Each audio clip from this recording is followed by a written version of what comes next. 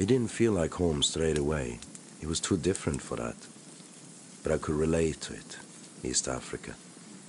It was the early 80s when I arrived from Sweden, my frozen north.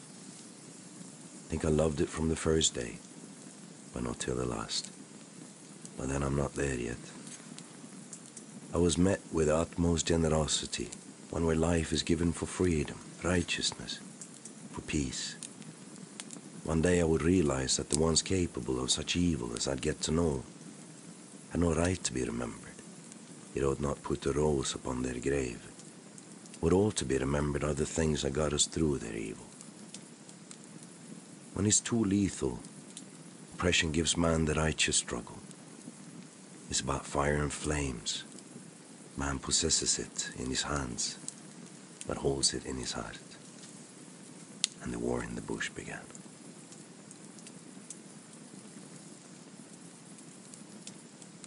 People I got to know lived in the slum and they knew all about it, real things. A couple of visits down the road I'd stumble across 3 Ugandans in a shady bar. Guerrillas linked to the struggle back home by doing many odd things in Kenya. Some, not all that legal. They became friends and needed a hand, and one does not turn one's back on a friend. Bottom line, I couldn't pretend their problem wasn't mine. It was afternoon when they came. At least I think it was. I don't remember much, except 2 things. What the enemy looked like, and friends.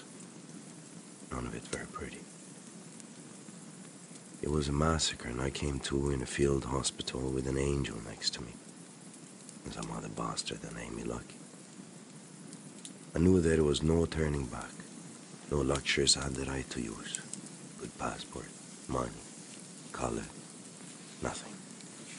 The dice were cast.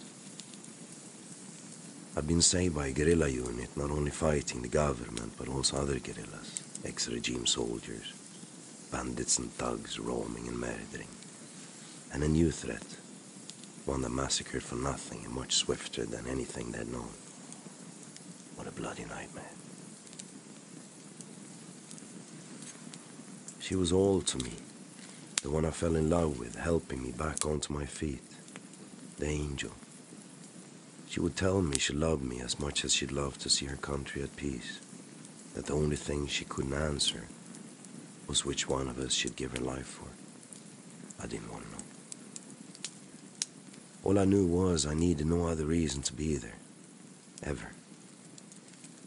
Then she came in the midst of a sun-speckled day, the most unbelievable thing that ever would be part of me. Too big to possess or even borrow, and yet she was there just like her mother, for me to shield. I call it the flow, something everything is part of, good and evil. Something we're too small to question. It's alive. And it told me something of that mission, tracking down a band of murderers. I was in the wrong place at a very wrong time. I could feel it coming, but I was too big and questioned it. From there you slip. It's the grey, because nothing, absolutely nothing is black or white any longer. And you the least. It's a complex sphere where you cease to live and disconnect from the flow. You possess the fire in your hand, and the flames in your heart are sort of burning into ashes, until you may or may not remember and cherish those things that make the struggle overcome the nightmares. And I didn't. Not for a long time. You stood your ground, and then life returns.